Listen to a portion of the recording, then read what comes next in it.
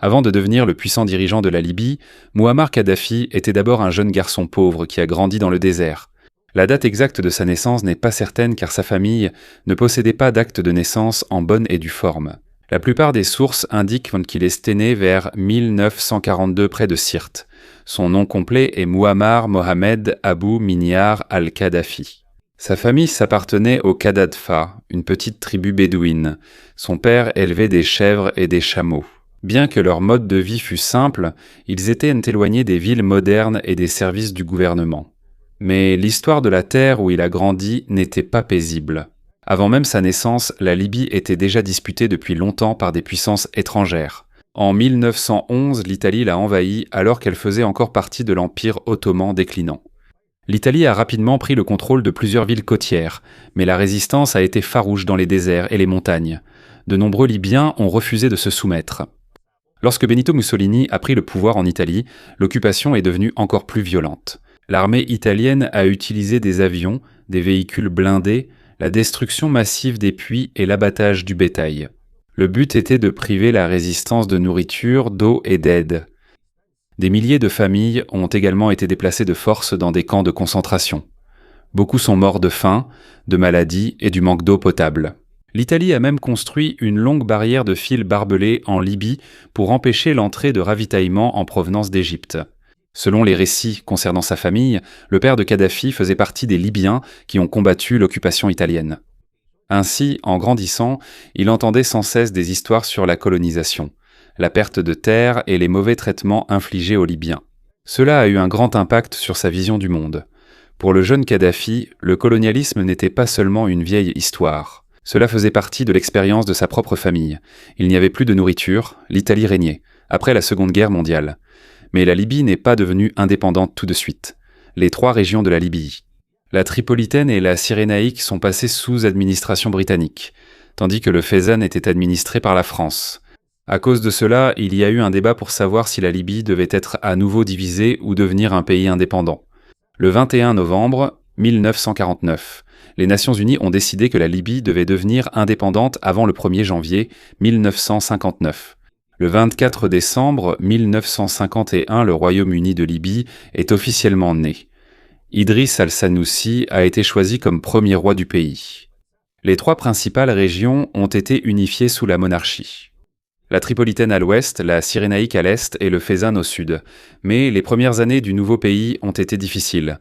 La Libye était alors l'un des pays les plus pauvres. Il y avait peu d'écoles, d'hôpitaux, de routes et d'emplois. Le gouvernement dépendait également de l'aide des États-Unis et du Royaume-Uni. En échange, le roi Idriss a permis aux puissances occidentales d'utiliser des bases militaires en Libye. Tout a changé lorsque d'importantes réserves de pétrole ont été découvertes à la fin des années 50. Les revenus du pays ont rapidement augmenté. Des fonds existaient pour routes, bâtiments, services publics et de nouvelles entreprises, mais les bénéfices restaient inégalement répartis. Beaucoup de Libyens ordinaires sont restés pauvres, tandis que certains fonctionnaires, hommes d'affaires et personnes proches de la monarchie sont devenus riches. Les compagnies pétrolières occidentales jouaient aussi un rôle clé dans l'industrie, amenant de nombreux jeunes à penser que leur gouvernement était dominé par les riches et des pays étrangers.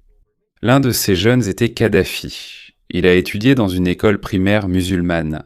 Comme la maison de sa famille était loin, il y a des rapports selon lesquels il dormait près de la mosquée pendant les jours de classe et ne rentrait dans le désert que le week-end.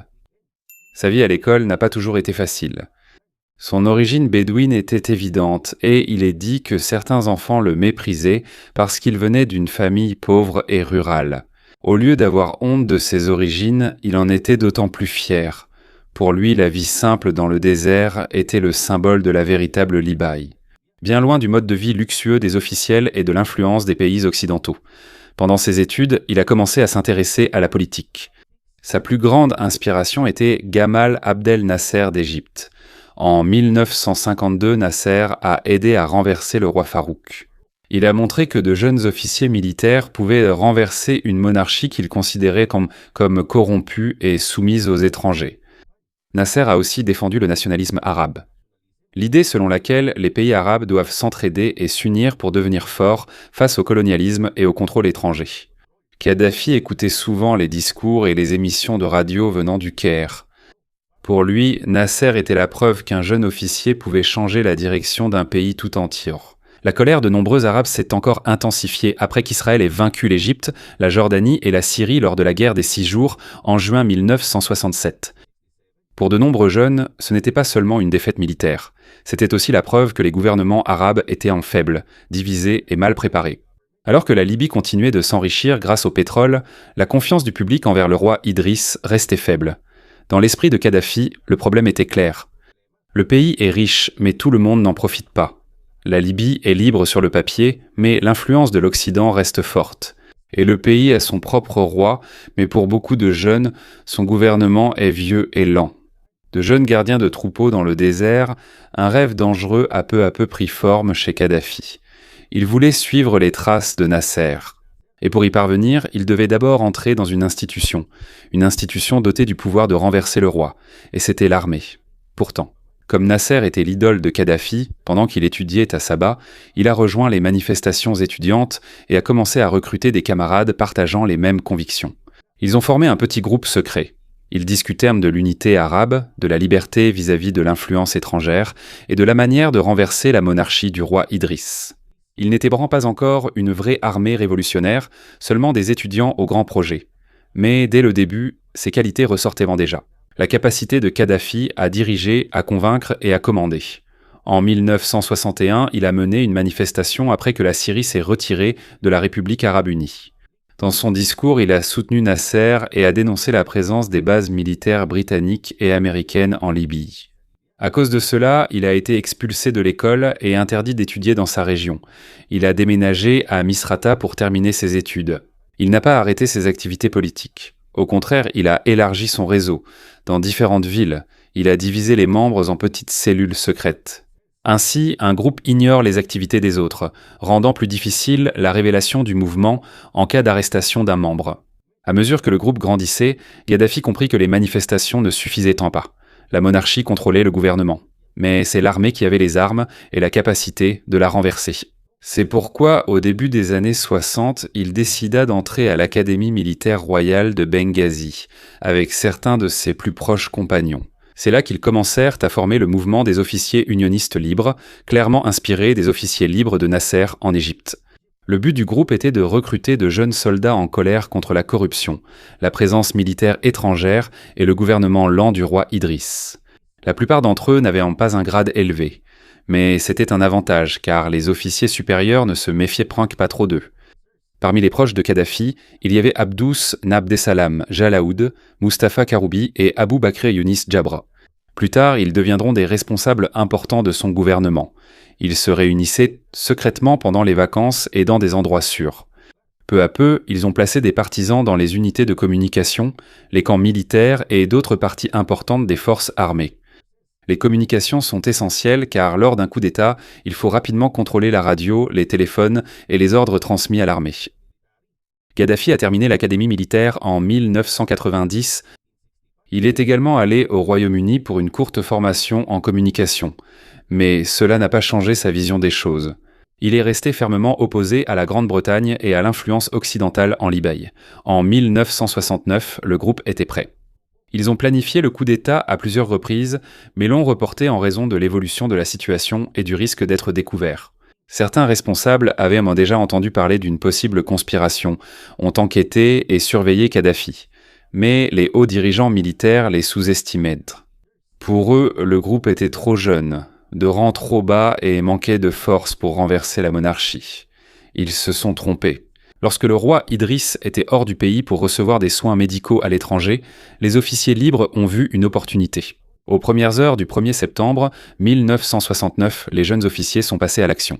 Ils ont pris le contrôle du quartier général militaire, des aéroports, des postes de police, des bureaux gouvernementaux et des principaux centres de communication à Tripoli et à Benghazi. L'opération n'a pas été parfaite. Certaines unités sont arrivées en retard, certains objectifs n'ont pas été immédiatement contrôlés et certains officiers ont échappé à l'arrestation. Mais la monarchie était déjà faible et divisée. Il n'y avait presque aucune résistance organisée. En seulement quelques heures, le gouvernement du roi Idriss s'est effondré, presque sans combat majeur. Le coup d'État est qualifié de sans effusion de sang, car il n'y a pas eu de combat majeur ni de nombreuses victimes. Idriss a cherché de l'aide auprès de ses alliés occidentaux, mais aucune intervention militaire n'est venue. Le lendemain, les Libyens ont entendu à la radio la voix d'un jeune officier encore presque inconnu dans le pays. Kadhafi a annoncé la fin de la monarchie et la naissance de la République arabe libyenne. Il a promis la liberté, l'unité arabe, la justice sociale et une répartition équitable des richesses. Il n'avait alors que 27 ans. Le jeune bédouin qui écoutait autrefois les discours de Nasser avait enfin réalisé son rêve de toujours. Il a chassé le roi rapidement et presque sans effusion de sang, mais renverser la monarchie était la partie facile. La plus grande question était de savoir quel type de pays il allait construire, et jusqu'où il était prêt à aller pour rester au pouvoir. Après la chute de la monarchie, de nombreux Libyens étaient ravis du nouveau gouvernement. Les nouveaux dirigeants étaient jeunes. Ils venaient de familles ordinaires et avaient promis d'éliminer la corruption et le contrôle des pays occidentaux. Mais il y avait un gros problème.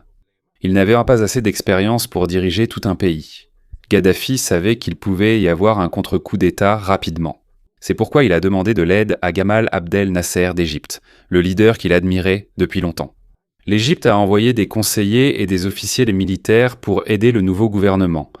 En même temps, Kadhafi a rapidement écarté ceux qui pouvaient s'opposer à lui.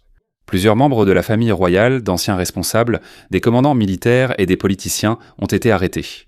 Beaucoup ont été jugés en public pour montrer que l'ancien système était terminé. Les responsables locaux ont également été remplacés par des personnes loyales à la révolution. Le pouvoir de certains chefs tribaux a été réduit et le contrôle du gouvernement central a été renforcé.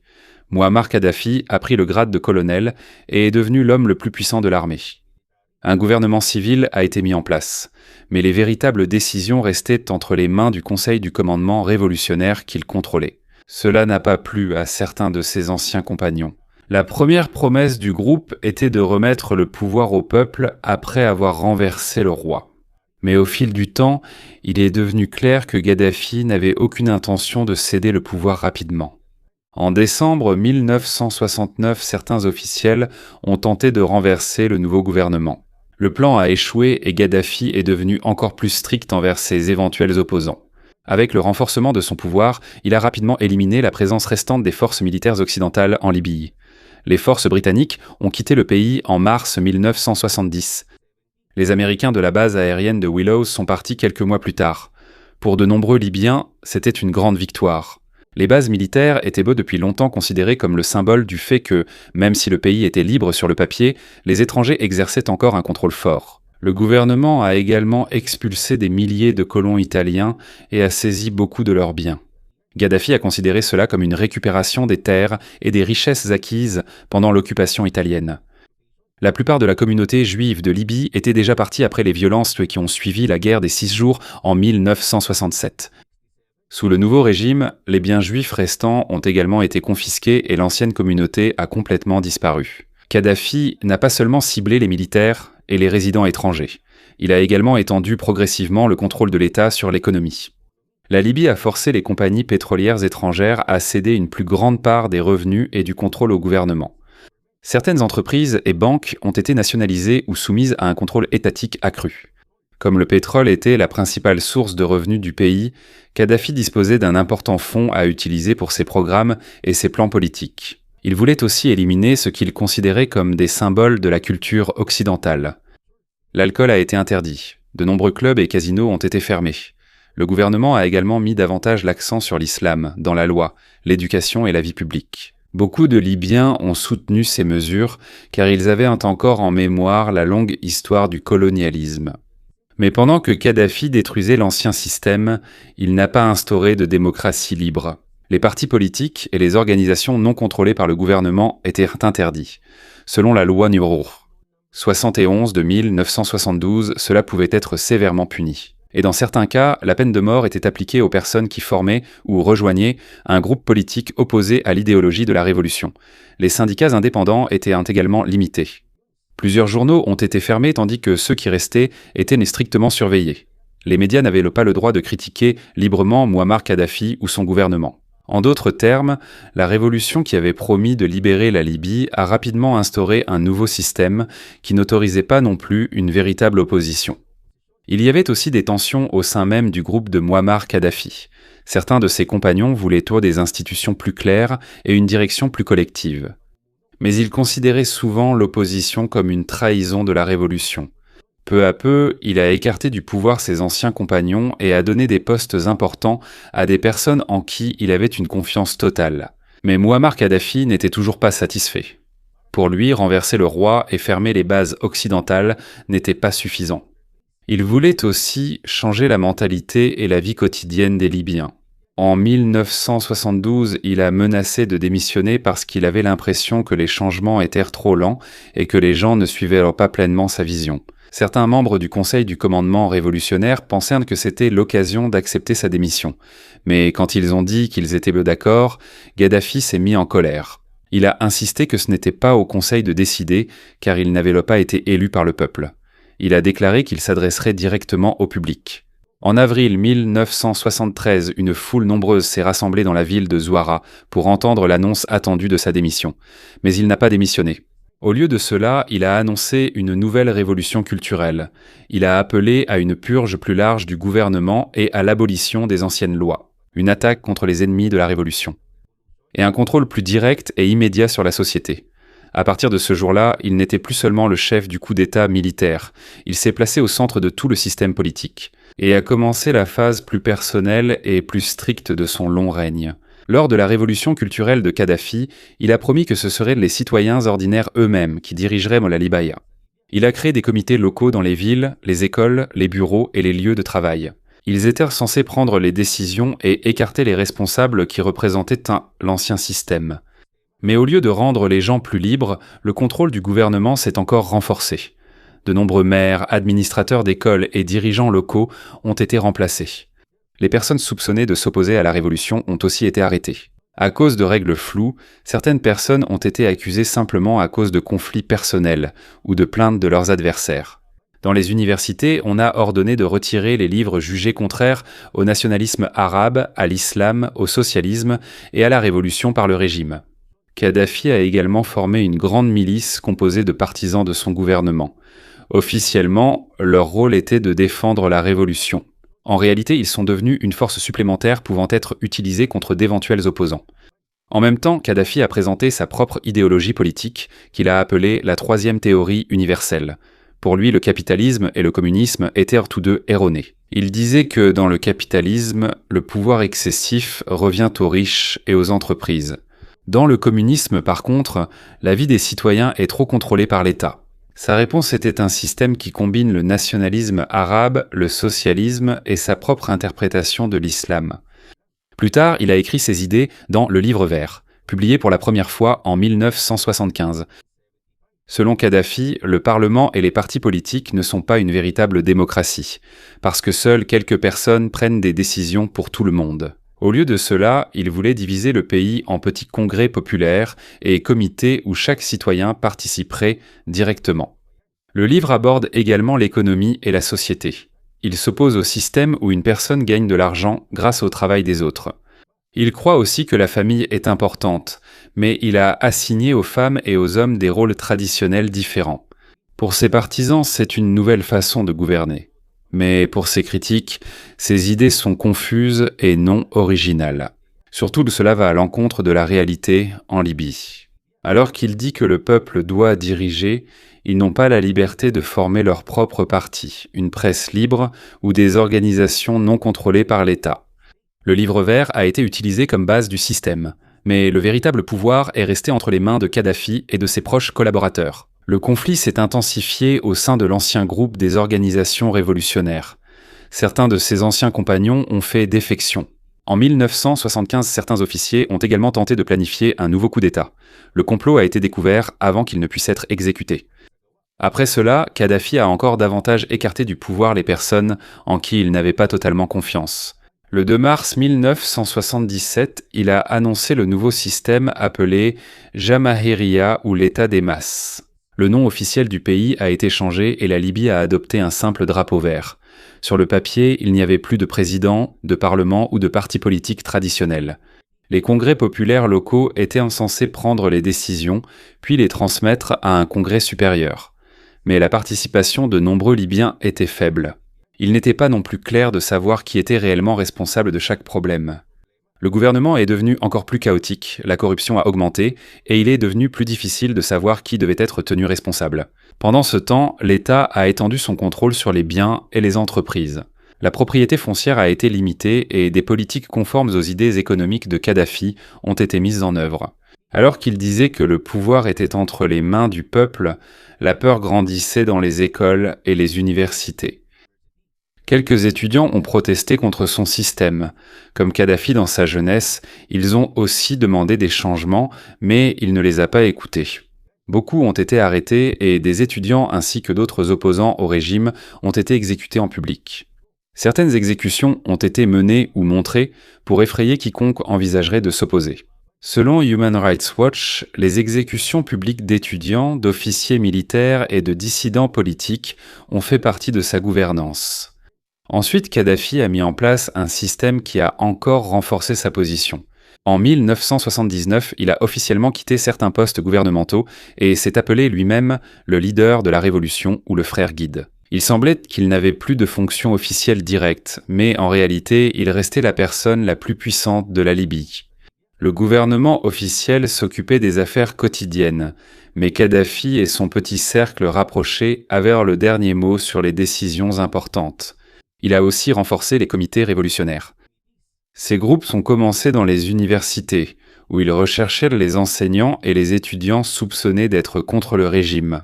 Plus tard, ils ont pénétré dans les bureaux du gouvernement, les lieux de travail, les médias et les congrès locaux.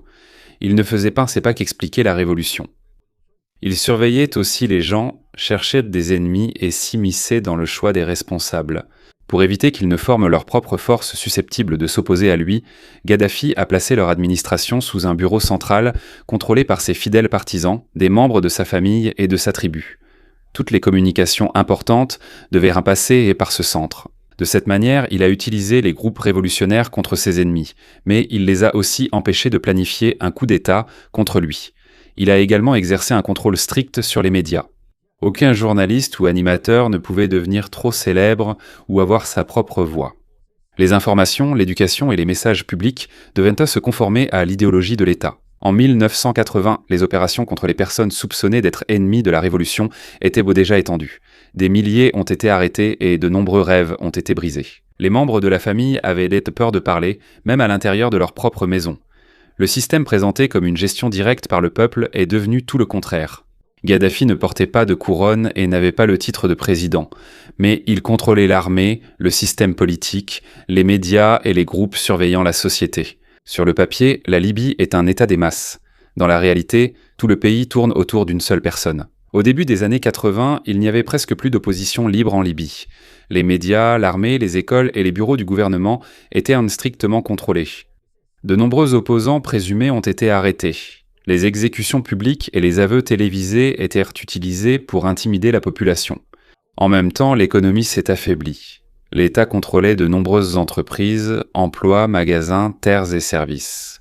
Beaucoup de Libyens comptaient sur le gouvernement pour leurs salaires, leur logement, les soins de santé et d'autres besoins. Certains services étaient gratuits. Mais il y avait aussi une corruption généralisée, un manque de produits, une mauvaise gestion et du gaspillage des revenus pétroliers. Kadhafi a également dépensé d'énormes sommes pour les armes et les conflits à l'étranger. Il voulait devenir le principal leader du monde arabe après la mort de Gamal Abdel Nasser en 1970. Il a essayé à plusieurs reprises d'unir la Libye avec l'Égypte, la Syrie, la Tunisie et d'autres pays arabes. Mais ses plans ont échoué parce que les autres dirigeants ne voulaient pas être sous son autorité. Lorsqu'ils n'étaient pas d'accord, il soutenait parfois leurs adversaires. Son régime a été accusé d'aider des tentatives de coup d'État, des groupes rebelles et des mouvements armés au Moyen-Orient, en Afrique, en Europe et dans d'autres régions. Il a financé et formé certains groupes militants palestiniens. Il a également soutenu des dirigeants comme Idi Amin de l'Ouganda et Jean Bédel Bokassa de la République centrafricaine. Mais il a aussi aidé certains mouvements anticoloniaux et anti-apartheid, y compris le Congrès national africain de Nelson Mandela. À cause de cela, les opinions à son sujet sont partagées.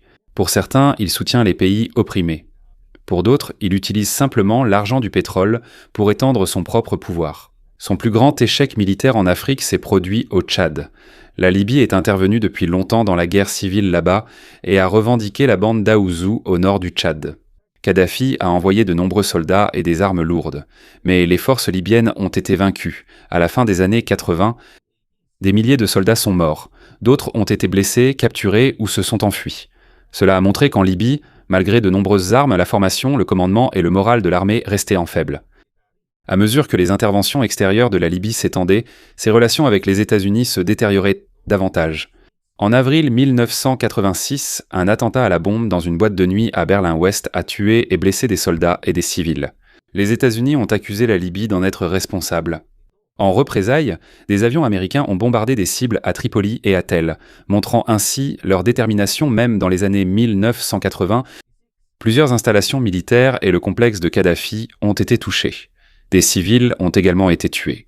Kadhafi a survécu, mais l'attaque a montré que son armée était faible face à une frappe directe des États-Unis. Après cela, la vie en Libye est devenue encore plus difficile. Le prix du pétrole a chuté, les sanctions se sont étendues et les importations de nourriture, de médicaments et d'autres produits de première nécessité ont diminué. Certaines entreprises privées ont été réautorisées et quelques prisonniers politiques libérés. Mais la surveillance, les arrestations arbitraires, la torture et les sanctions sévères contre l'opposition sont restées en place. En 1992, les Nations Unies ont imposé des sanctions contre la Libye, parce qu'il a refusé de livrer immédiatement les 2 suspects de l'attentat à la bombe du vol Pan Am 103 à Lockerbie, en Écosse. Plus de 260 personnes sont mortes dans cette attaque. Les sanctions ont eu un impact important sur l'économie et les déplacements internationaux au départ de la Libye. Mais le commerce du pétrole n'a pas complètement cessé, car certains pays européens s'opposaient à des sanctions plus sévères contre la principale industrie de la Libye. Alors que l'économie s'affaiblissait, Kadhafi a également fait face à des coups d'État et à des militants islamistes. En 1993, un complot militaire contre lui a échoué. De nombreuses personnes, dont des membres de leurs familles et tribus, ont été arrêtées et punies. Les affrontements avec les groupes islamistes étaient bien plus intenses dans les années 1990. Des milliers de personnes ont été arrêtées alors que d'autres combattaient les forces gouvernementales dans l'est de la Libye. L'événement le plus sombre a été le massacre de la prison d'Abu Salim en juin 1996. On estime qu'environ 1200 prisonniers ont été tués après une protestation concernant les mauvaises conditions de détention. Le gouvernement a longtemps caché ce qui s'est passé. De nombreuses familles n'ont pas été immédiatement informées de la mort de leurs proches. La colère suscitée par Abu Salim allait devenir une raison majeure du soulèvement de 2011. Mais avant la chute du régime, Kadhafi a d'abord modifié sa politique étrangère. Après les attentats du 11 septembre aux États-Unis, la Libye a fourni des renseignements sur les militants islamistes. En décembre 2003, la Libye a accepté d'abandonner ses programmes d'armes nucléaires et chimiques et d'autoriser les inspecteurs internationaux. En conséquence, les relations de la Libye avec les États-Unis et l'Europe se sont progressivement rétablies. Beaucoup de sanctions ont été levées, les investissements étrangers sont revenus et les grandes compagnies pétrolières ont repris des accords avec la Libye. Pour l'Occident, Kadhafi semblait avoir changé. Mais dans le pays, il n'y eut presque aucune réforme politique. La plupart des nouvelles richesses profitèrent aux responsables, hommes d'affaires et à sa famille. Pendant ce temps, le chômage restait élevé, les services non publics étaient faibles et la corruption était répandue. Son fils, Saïf al-Islam, parlait de réformes et d'une vie meilleure. Mais les promesses n'ont jamais été sincères. Kadhafi et ses partisans fidèles ne voulurent pas abandonner le pouvoir qu'ils détenaient depuis plus de 40 ans. Au début de 2011, les régimes de longue date en Tunisie et en Égypte sont tombés à cause de grandes manifestations. Cela faisait partie de ce qu'on a appelé le printemps arabe. Le 15 février 2011, l'avocat Fatih Terbil a été arrêté à Benghazi. Il représentait les familles des victimes du massacre d'Abu Salim. Les gens se sont rassemblés pour demander sa libération et réclamer des réformes. Lorsque les forces de sécurité ont eu recours à la violence, les manifestations ont rapidement évolué en un appel à renverser tout le régime. La rébellion s'est propagée dans l'est de la Libye. Des soldats, des diplomates, des ministres et d'anciens partisans de Kadhafi ont quitté le gouvernement. L'opposition a fondé le Conseil national de transition à Benghazi.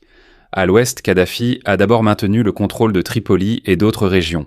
Ses forces ont utilisé des chars, de l'artillerie, des avions et des milices loyales contre la rébellion. En mars, les forces gouvernementales s'approchaient tant de Benghazi. Kadhafi a averti qu'il poursuivrait ses ennemis. À cause de cela, de nombreux pays ont craint qu'il y ait un massacre massif de civils. Le 17 mars 2011, le Conseil de sécurité de l'ONU a autorisé une zone d'exclusion aérienne et une action militaire pour protéger les civils. Les frappes aériennes des États-Unis, de la France, de la Grande-Bretagne et d'autres pays ont débuté. Par la suite, l'OTAN a pris la tête de l'opération. Grâce au soutien aérien, la rébellion a survécu et a progressivement repris le dessus. Après de longs combats, l'opposition a pris le contrôle de Misrata et d'autres zones stratégiques. En août 2011, les forces rebelles sont entrées à Tripoli. De nombreuses unités du régime se sont rapidement dissipées. Pendant ce temps, Kadhafi et sa famille ont fui. Il s'est caché à Sirte, l'un des derniers endroits contrôlés par les forces loyalistes. Le 20 octobre 2011, le convoi de Kadhafi a tenté de fuir Sirte. Il a été frappé par des avions de l'OTAN. Il a survécu à la première attaque, mais il a ensuite été capturé par les combattants de l'opposition près d'une canalisation de drainage. Il était vivant lorsqu'il a été capturé, mais il a été maltraité dans la confusion. Le gouvernement de transition a déclaré qu'il était mort lors d'un échange de tirs. Mais des vidéos et des enquêtes ont montré qu'il aurait été tué après sa capture. Cela n'a pas été clarifié. Et il n'est pas clair qui a tiré la balle mortelle. Son corps a été exposé à Misrata avant d'être enterré dans un lieu secret, dans le désert. C'est ainsi que se sont terminés ses plus de 42 ans de règne. Kadhafi a commencé comme un jeune bédouin qui avait promis de libérer la Libye de la monarchie, la corruption et le contrôle étranger. Il a utilisé la richesse pétrolière pour l'infrastructure, l'éducation et les services sociaux. Mais il a aussi supprimé la liberté politique, réduit les médias au silence et tué ou emprisonné ses opposants. Lorsqu'il est parti, il n'y avait pas non plus d'institutions démocratiques solides prêtes à prendre la relève. Ainsi, les problèmes de la Libye ne se sont pas arrêtés à sa mort. Le pays est resté divisé, rempli d'armes et sans système stable capable d'unir tout le monde. Au final, ce n'est pas seulement Kadhafi qui est tombé. Avec lui s'est effondré le système qu'il avait construit autour de son propre pouvoir.